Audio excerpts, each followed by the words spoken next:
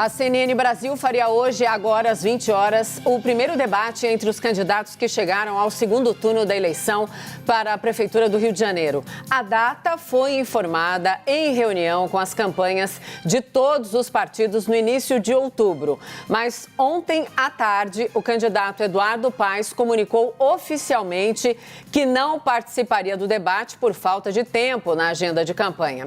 De acordo com as regras protocoladas na Justiça Eleitoral e enviadas às assessorias na semana passada, com a ausência de um dos candidatos, aquele que estivesse presente seria então questionado por 30 minutos. Conforme previsto nas regras, serão feitas as mesmas 6 perguntas preparadas para os 2 candidatos. Quero dar então boa noite ao candidato do Republicanos, Marcelo Crivella, que está no nosso estúdio do Rio de Janeiro. Obrigada pela presença, candidato. Obrigado a você, Mona Lisa, e quero saudar a todos os telespectadores da CNN. Muito obrigada. Vamos lá, então. O senhor terá 4 minutos e 30 segundos para responder cada uma das questões. Vamos, então, à primeira. O número de internações por causa do novo coronavírus cresceu nos últimos dias em diversos hospitais do Brasil. Países europeus enfrentam, uma segunda onda da doença e voltaram a adotar medidas como lockdown. Caso a situação piore no Rio, o senhor fecharia de novo bares, restaurantes, academias e parques, candidato? Se isso ocorresse, poderia-se pensar nisso, mas no Rio de Janeiro não há a menor hipótese disso ocorrer. Nós temos aqui um hospital de campanha com 500 leitos, hoje eu tenho 400 vagas. Esses 500 leitos, 100 são de UTI e 400 são de enfermaria. De tal maneira que nós temos vagas para enfrentar qualquer tipo de onda, mas não temos essa notícia. O que aumentou um pouquinho aqui no Rio de Janeiro foram as consultas na atenção básica, mas esse número não se transformou nem em internação de enfermaria, nem tampouco de UTI. Também o número de óbitos não reflete essa onda. De tal maneira, Mona Lisa, que eu não tenho aqui no cenário do Rio de Janeiro nenhuma perspectiva de lockdown e coisas do tipo. Aliás, não adotei isso na primeira onda. Aqui nós nunca fechamos a indústria e nunca fechamos os serviços. Fechamos apenas o comércio, deixando abertas atividades essenciais. Tinturaria, pet shop, farmácia, supermercado. De tal maneira que não vejo essa perspectiva. Pelo contrário, eu gostaria de dizer a você de que o Rio de Janeiro pode ser agora, no próximo verão, já com o dólar está muito caro, um local seguro para as pessoas virem aqui e poderem ter um entretenimento no verão. Uma coisa importante aí que você me permita é lamentar também, viu, Mona Lisa, a ausência do candidato. Eu acho que nesse momento em que o Rio de Janeiro discute no segundo turno assuntos tão importantes para a cidade, lamento profundamente a ausência do meu adversário. Eu gostaria muito que ele estivesse aqui para não só responder as perguntas de vocês, mas também responder questionamentos que estão no coração do nosso povo, sobretudo a questão dele ter feito o governo, e digo isso com muita tristeza, lamento profundamente, desalentado, o governo mais corrupto da história do Rio de Janeiro.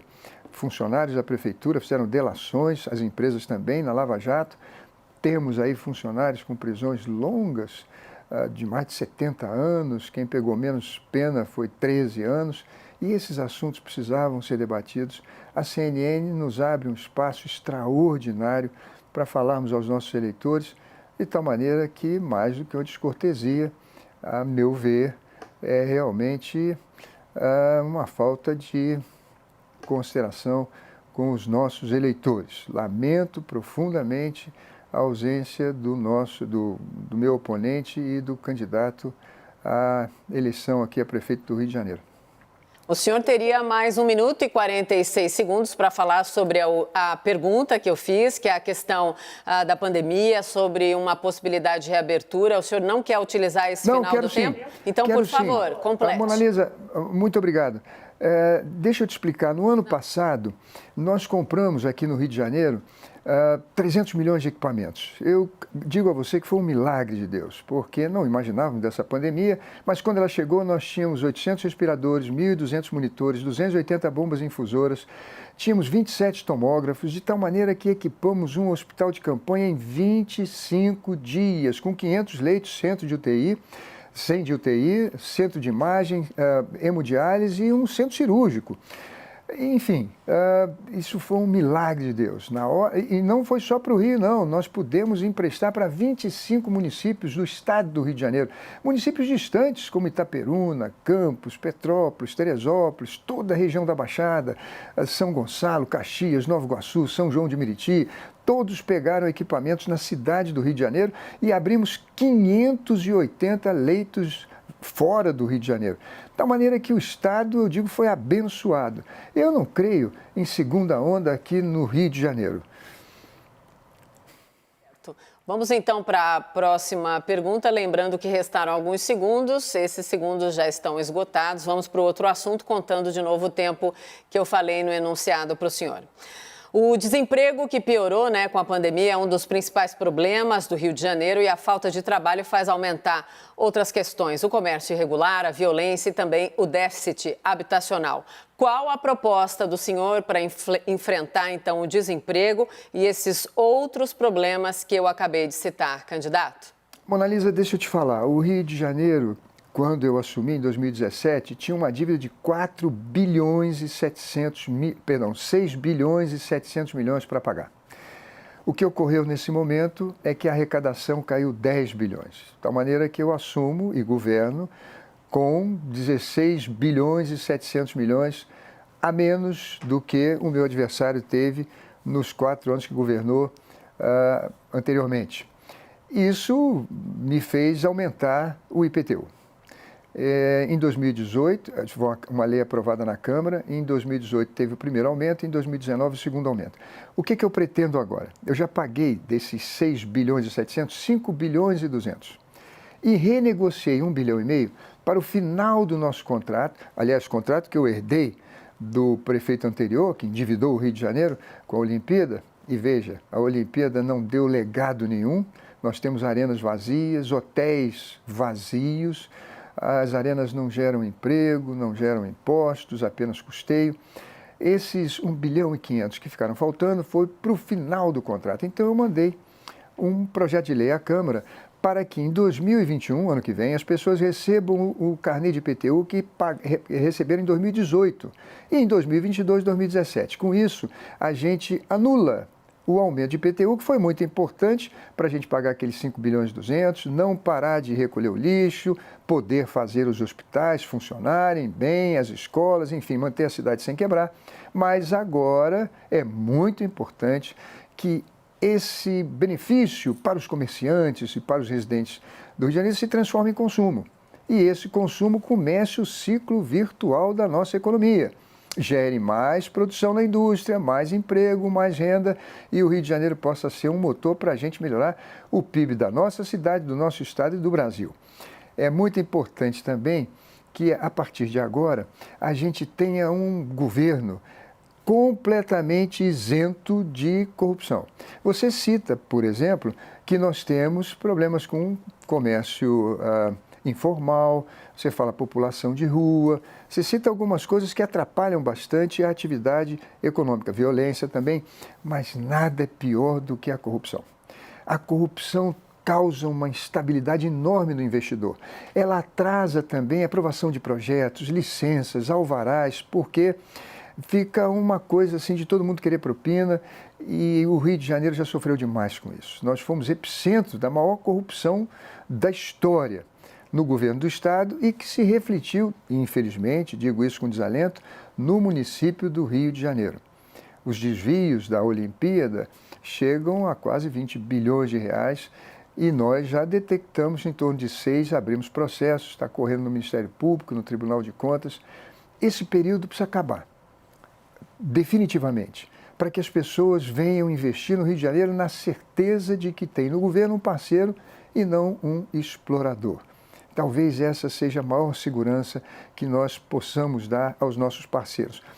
Por exemplo, estamos fazendo uma parceria público-privada de trocar toda a iluminação da cidade. Eram lâmpadas de mercúrio, de sódio, de vapor, pagávamos 20 milhões de conta por mês, agora estamos colocando LED e vamos pagar 10 milhões. Essa economia de 10 milhões por mês paga a modernização do nosso parque. Teremos 11 mil câmeras, 5 mil com identificação facial. E ainda teremos 5 mil pontos de Wi-Fi gratuito na cidade. Então, eu digo a você, sem corrupção no governo, diminuindo a violência, diminuindo também a taxa de impostos, eu tenho certeza que o Rio volta a crescer e ter uma economia que possa gerar emprego e renda. Essa é a nossa esperança. Sim. Candidato, o senhor falou sobre corrupção, então vamos a esse assunto com constatações. Nos últimos anos, 6 governadores do Rio de Janeiro foram afastados ou presos. A corrupção é um fato que atinge o governo estadual, mas também a capital fluminense. Tanto Marcelo Crivella quanto Eduardo Paes são investigados pelo Ministério Público por crime de desvio de dinheiro público. O que o senhor tem a dizer sobre essas acusações e gostaria que o senhor explicasse a investigação que envolve o empresário Rafael Alves. Ótima oportunidade que você me dá. As investigações que se referem a Eduardo Paes, ligado ao grupo do Cabral, são investigações motivadas na Lava Jato. Foi denunciado pela Odebrecht, pela Andrade Gutierrez, pela Carioca Engenharia e pela OAS. Na Odebrecht, onde eles tinham um setor, diria, de inteligência para pagar propina, ali tem nome de doleiros, transportadores, tem contas no Banco do Espírito Santo na Suíça e também em bancos nas Bahamas. Tem as empresas que foram abertas, dito pelos denunciantes da Odebrecht, pelos donos da Odebrecht, estou falando de Leandro Azevedo e Benedito Júnior, foi pedido pelo deputado Pedro Paulo, em nome do prefeito Eduardo Paes, uma empresa se chamava Waterford Management e a outra se chamava Silva Capital Group. Pois bem, essas duas empresas receberam 32 milhões de reais. Isso tem as delações dos funcionários, os funcionários disseram tudo isso, a encontrar na conta dos fiscais da prefeitura 711 milhões, denúncias por corrupção, os processos só não andaram mais rapidamente porque o Pedro Paulo é deputado federal e isso vai para o Supremo Tribunal Federal, para a Procuradoria-Geral do Federal e daí demora. Procuradoria-Geral demora esse processo a andar. Mas os funcionários da prefeitura pegaram 76 anos de prisão, outros 23, outros 19, pegou 13 anos. Isso são coisas concretas. Essas delações, que eu nem acreditava que os valores fossem tão altos quando chegaram às minhas mãos, eu confirmei porque nomeei uma comissão de engenheiros orçamentistas, de contadores, de auditores, a Controladoria do município, e tudo foi constatado dentro do que os delatores disseram. Uma corrupção anômica que eu já cheguei a 6 bilhões. Com relação a mim, parece piada. Parece, me desculpe, uma piada. A Rede Globo de televisão, inimiga jurada do meu governo, lembra que Eduardo Paes deu 150 milhões de publicidade para a Globo. Eu não dei, nem tinha para dar. Eduardo deu quase 300 milhões para a Fundação Roberto Marinho em obras que eles ganharam sem concorrência. Pois bem, inimiga jurada do meu governo, ela faz uma notícia dizendo que tem um QG de propina na prefeitura. O que ela tem contra mim? Ligações de um rapaz chamado Rafael Alves, que nunca foi meu funcionário, com outro rapaz chamado Marcelo Faulhaber, nunca foram funcionários da prefeitura, dizendo que queriam nomear pessoas, adiantar pagamento de empresas atrasadas. Nunca aconteceu. Eles reclamam, eles brigam comigo. Então abre-se um processo do Ministério Público, eu sofro uma busca e apreensão, e aí eu quero saber quais são as provas contra mim. Peço para tirar o sigilo. E tiram o sigilo. Isso já faz 2, 3 meses. E o que aconteceu? Mera fofoca, mera bobagem. Onde é que estão os empreiteiros para me denunciar? Onde estão os doleiros, os transportadores de dinheiro? Aonde estão os funcionários para me fazer a delação? Aonde estão as contas no exterior? Eu tenho quase 20 anos de vida pública. É só esse processo, é só essa investigação. Eu não sou réu por crime, Eduardo é. De tal maneira que não tem... É como você comparar, eu diria, conta-gota com tromba de elefante. A coisa contra mim é um conta-gota. Contra o ex-governo é uma tromba de elefante. Desgraçadamente, digo isso com desalento. Eu sou engenheiro, tenho mais de 100 obras registradas no meu CREA. Eu constatei, realmente foi o governo mais corrupto. A propina aqui eram de bilhões de reais. E muitas dessas contas ficaram para eu pagar. Portanto, eu faço o resumo, a síntese. É comparar um conta-gota com uma tromba de elefante. Uma denúncia boba que acabou dando CPI, notícia de jornal, uma busca e apreensão, não encontraram nada, nada foi feito e vai morrer aí, vai para o lixo da história essa bobagem. Vamos seguir então aqui, candidato. Uma pesquisa Ibope, divulgada no mês passado, traduziu em números como está a saúde na cidade do Rio de Janeiro. Para 74%, o sistema público não funciona. Nos últimos 11 anos, a cidade foi governada por Eduardo Paes e por Marcelo Crivella. Os números mostram, que a situação só tem piorado nesse período. Por que agora o eleitor deve acreditar que um dos senhores resolverá o problema? E ao senhor especificamente, gostaria que comentasse os chamados guardiões do Crivella. Olha, em primeiro lugar, com todo o respeito que eu tenho ao Carlos Augusto Montenegro, dono do Ibope, a gente sabe que as pesquisas do Ibope refletem paixões. Durante a campanha, o primeiro turno, todas as pesquisas do Ibope, que deveriam ter 3% de margem de erro, davam para mim 10, 11, 10, 11, 12, 10, 11, 12, 10, 11, 12, 10, 11, 12, e eu tive 22%, 21,8%, 9%, 22%. Então, o erro foi de 100%. Eu tinha dito isso, a juíza eleitoral estava errado. Bethlen, meu companheiro, fez diversas postagens na rede social. Nós mostramos que a amostra estava completamente defeituosa. O Ministério Público Eleitoral disse também, mas a juíza, espero que agora convencida, porque o resultado final mostrou 100% de erro, mude. Essas pesquisas, elas não são feitas com as pessoas que usaram o hospital. Elas são feitas com as pessoas que assistem a Globolixo. A Globolixo. Globolixo não é um termo que eu criei, é um termo consagrado pelo povo do Rio de Janeiro. Eles vão para a porta do hospital e pegam uma exceção para tentar fazer de regra, a fim de trazer o governo a uma situação de refém, fazer chantagem em busca de dinheiro, de publicidade. Veja, eu operei 450 mil pessoas, se você contar as pessoas que fizeram cirurgias para ter neném. Não as que fizeram parto normal, fizeram cesariana. 450 mil pessoas. Quantos erros cirúrgicos nós tivemos? Nenhum. Eu contratei 7 mil médicos. Na hora da pandemia, eu tinha equipamentos para mim e para emprestar. Nós modernizamos os hospitais. Quando eu assumi, tinham 4 tomógrafos, 2 quebrados. Eu tenho 27 tomógrafos hoje na rede, eu tenho a primeira ressonância magnética. Eu comprei 170 carrinhos de anestesia. Converse com os médicos, faça pesquisa com os enfermeiros, faça pesquisa com as 50 mil pessoas que operaram de catarata. Faça pesquisa com quem usou o hospital, não com quem é manipulado pela Globolixo.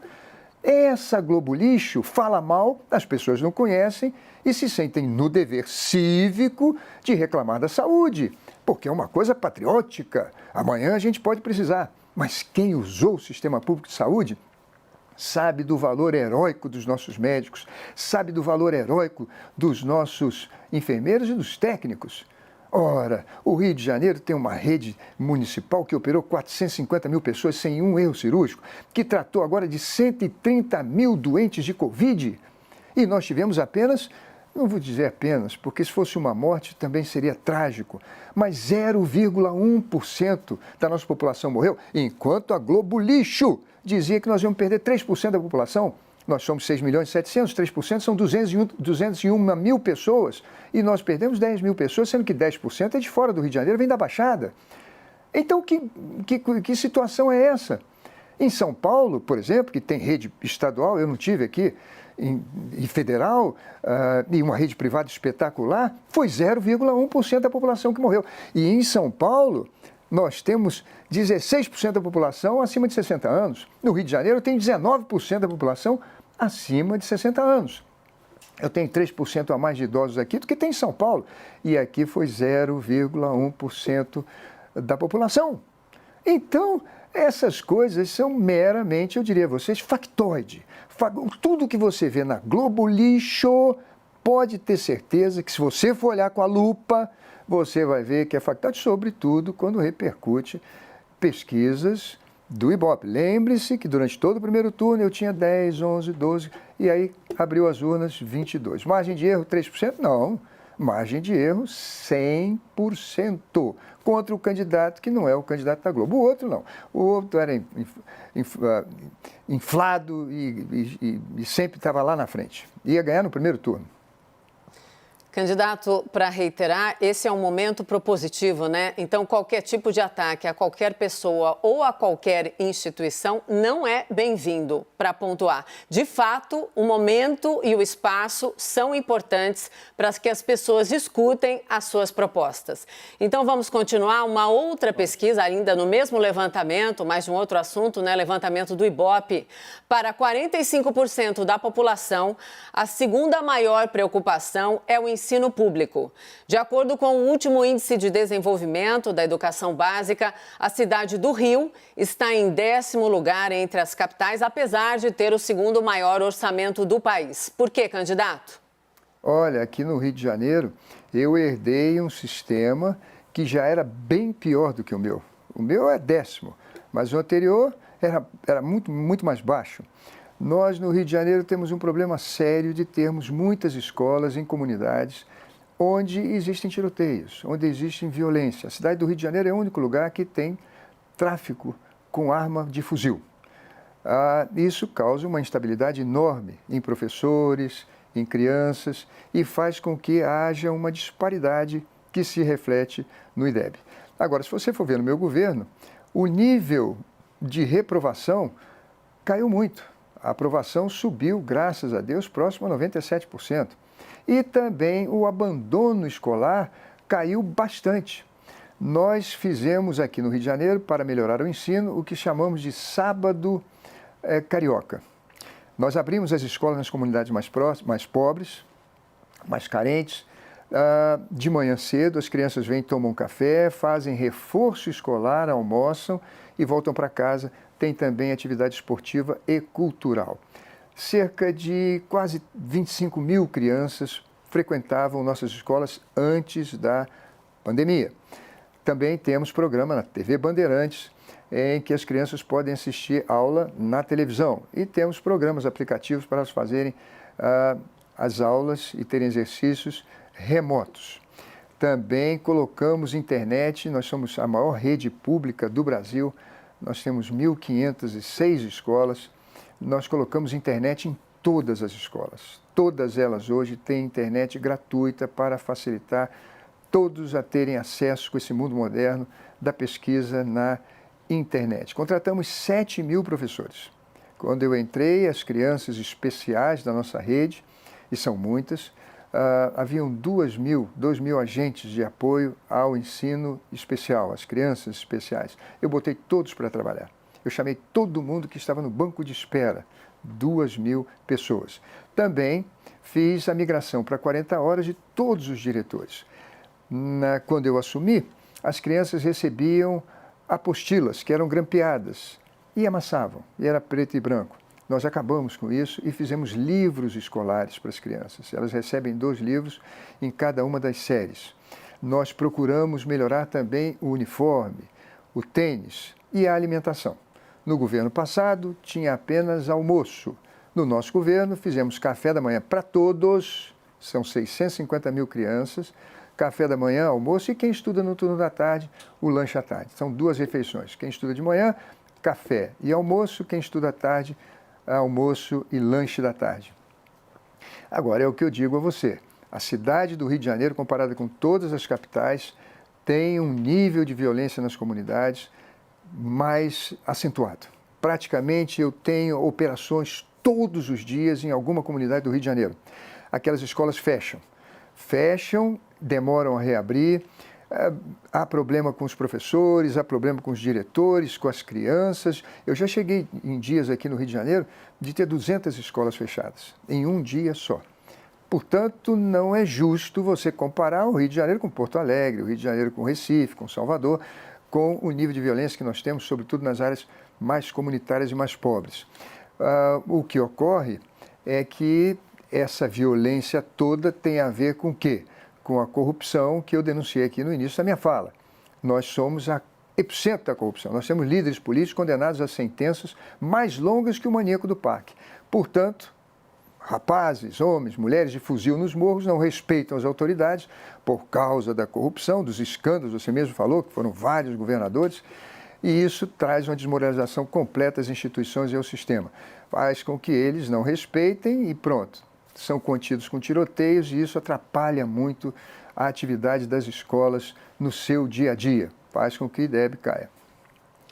Vamos então para a sexta pergunta. Pesquisa realizada pelo Instituto Real Time Big Data, encomendada pela CNN, mostrou que Marcelo Crivella tem 68% de rejeição e Eduardo Paes tem 41%. Como reverter essa avaliação a apenas 12 dias da votação, candidato?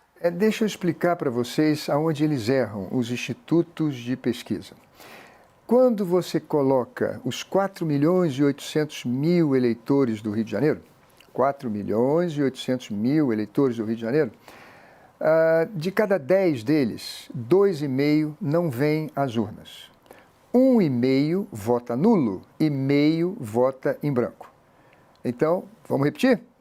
2,5 não vêm às urnas. Historicamente, 1,5 vota nulo e meio vota em branco. Portanto, 45%, 4 eleitores e meio. Quem vota são 5,5. Pois bem, quando você pesquisa a rejeição de 5,5 ou de 55%, você diz o sujeito tem uma rejeição de 70% ou 60%.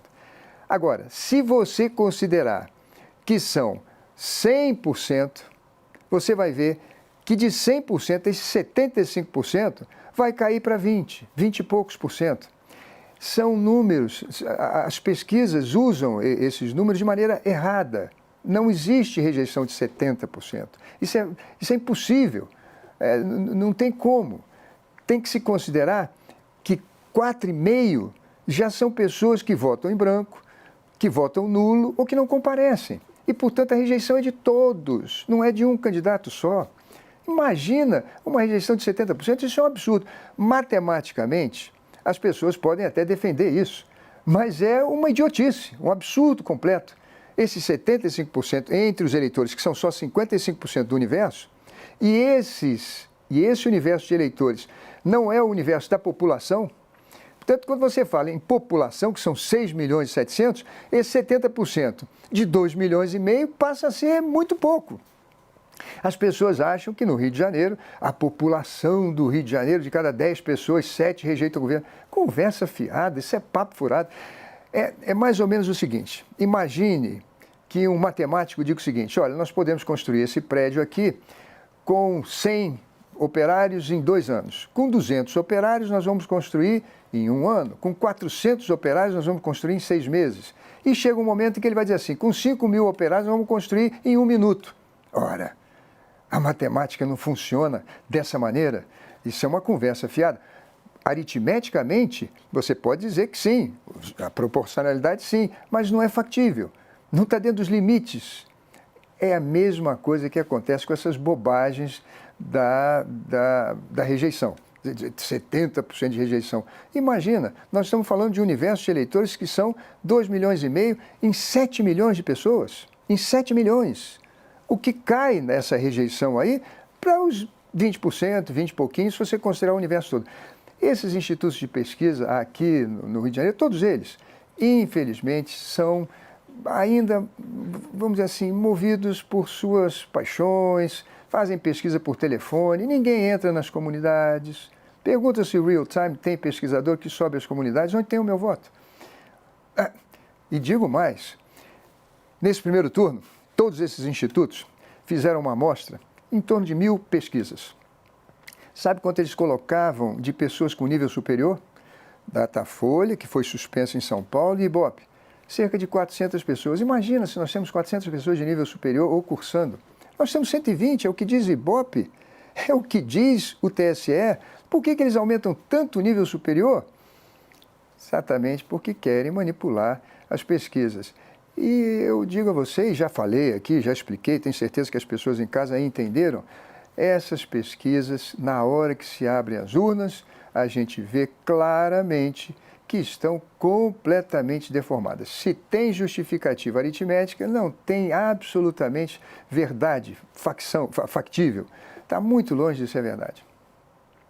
Tá certo, candidato Marcelo Crivella, obrigada pela sua participação aqui na CNN Brasil. Eu lembro, é muito importante deixar isso claro, que as perguntas feitas ao candidato foram as mesmas que seriam realizadas no debate. Uma boa noite para o senhor, candidato. Muito obrigado. Posso me despedir? Por favor, alguns segundos. O senhor não usou lá no começo, o senhor tem 10 segundos. Opa! Eu quero agradecer muito a você, a sua simpatia aos telespectadores e lamentar profundamente que o candidato fujão do Eduardo Paes não tenha vindo ao debate. Obrigada, candidato. CNN nas eleições.